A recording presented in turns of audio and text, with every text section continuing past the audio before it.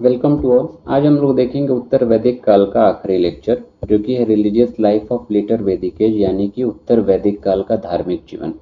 पिछले लेक्चर में हम लोगों ने ऑलमोस्ट आधी से ज़्यादा चीज़ें कवर कर ली हैं और उम्मीद करते हैं आपको लेक्चर जो है अच्छे से समझ भी आ रहा होगा। आज जो है हम लोग इसमें ख़त्म करेंगे। तो आज हम लोग देखेंगे उनका धार्मिक जीवन। तो धार्मिक जीवन अगर आपको ऋग वैदिक पीरियड का याद होगा तो यहाँ पे थोड़ा सा चेंज दिखाई देता है। वहाँ पे जो भगवान थे उनकी एक हायरार्की थी, सबसे ऊपर, फिर सेकंड, थर्ड, फोर्थ। तो यहाँ पे भी वो हायरार्की है और तीन सर्वोच्च भगवान जो है यहाँ पे अलग उनकी लिस्ट है। और जो एक नंबर पे अब माने जाते थे वो थे प्रजापति। सेकंड नंबर पे माने जाते थे रुद्र, यानी कि द डिस्ट्रॉयर, विनाश करने वाले। प्रजापति सबसे ऊपर थे, क्रिएटर जो है निर्माण करने वाले। और विष्णु जो है प्रोटेक्टर के तौर पे, यानी कि रक्षा करने के लिए। तो ये तीन जो भगवान हैं ये सबसे ऊपर माने जाते थे। इसके अलावा इंद्र अभी भी थे, लेकिन यहाँ पे उनका जो ग्रेड था वो कम हो गया था और इंद्र को चूहे मारने का देवता जो है उसके तौर पे याद किया जाता था और चूहों के देवता के तौर पे कंसिडर किया जाता था। इसके अलावा सविता का जिक्र आता है।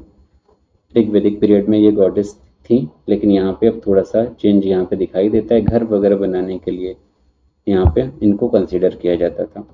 इसके अलावा पुषण, ये डायरेक्शन के देवता थे, गॉड ऑफ डायरेक्शन, रास्ता जो है बताने के लिए। और फिर बाद में क्या हुआ कि ये शूद्रों के देवता हो गए, शूद्रों के भगवान हो गए। इसके अलावा अग्नि का जिक्र भी पहले आता है, पहले भी इम्पोर्टेंट थे, अब भी इम्पोर्टेंट हैं। इसके अलावा वरुण भी जो है उनका भी जिक्र आता है और वरुण को जो है god of sea, god of water बोला गया और ये भी ऋग्वैदिक पीरियड में मौजूद रहे। लेकिन इसमें जो मेजर चेंज ये आया कि पहले सेक्रीफाइस पे, बलिदान पे उतना जोर नहीं दिया गया था, लेकिन अब बलिदान पे बहुत जोर दिया गया। साथ ही साथ जो वैदिक मंत्र थे उनके उच्चारण वगैरह को करेक्ट करने के लिए भी बहुत ज़्यादा जोर दिया गया। और इसी के चलते यहाँ पे आपको ये चार टर्म्स दिखेंगे। जो ऋग्वेद के रिसाइटर्स थे, पढ़ने वाले, उनको होत्र या होता ऋषि बोला गया। साम वेद के जो पढ़ने वाले थे उनको उद्गतरी या उद्गता ऋषि बोला गया।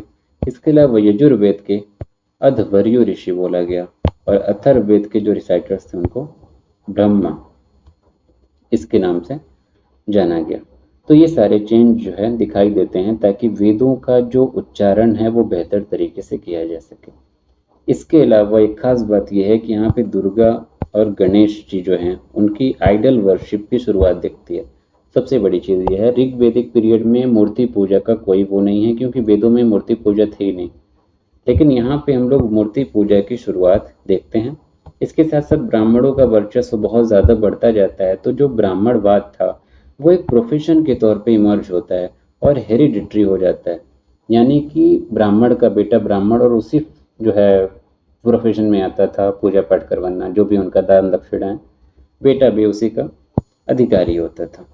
और इन सारी चीज़ों से जो इम्पैक्ट हुआ वो ये कि बुद्धिज़्म और जैनिज़्म जो है चरम पे पहुँचे, क्योंकि ये दोनों जीवों की हत्या या इन सब चीज़ों से को कह सकते हैं मना करते हैं।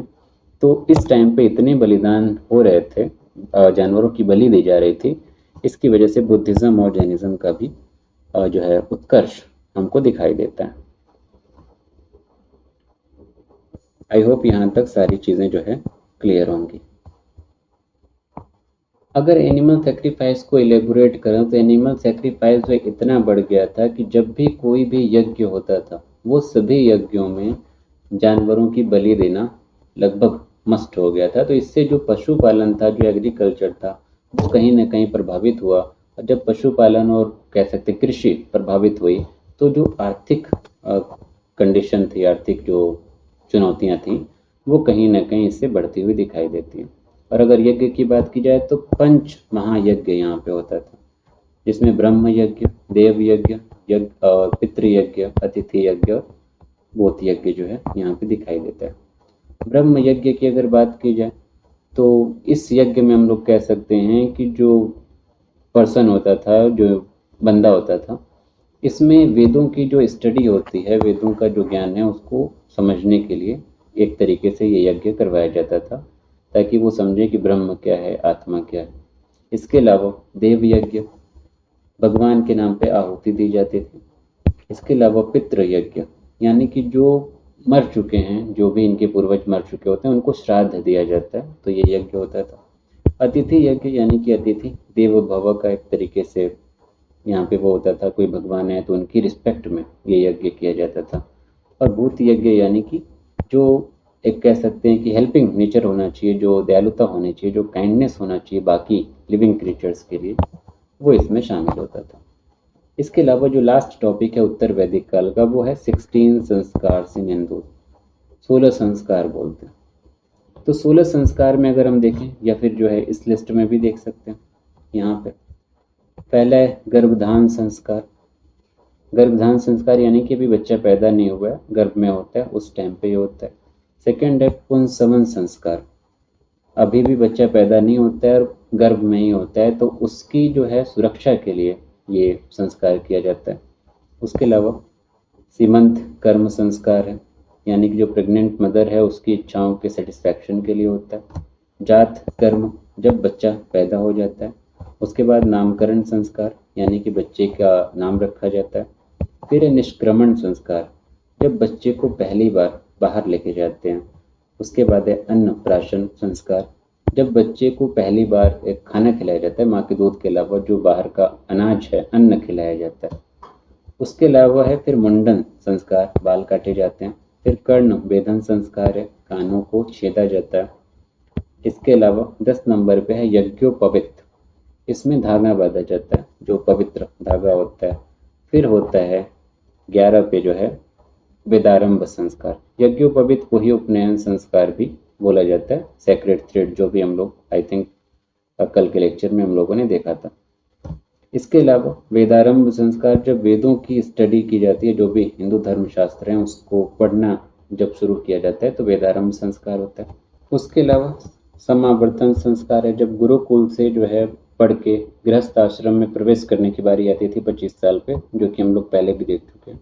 फिर शादी होती थी, विवाह संस्कार, फिर सर्व संस्कार, फिर संन्यास, और लास्ट में मरने के टाइम पे जो हो रहा है वो है अंत्येष्टि संस्कार, यानी कि जो भी कर्मकांड है मरने के बाद किया जाता है वो है लास्ट 16।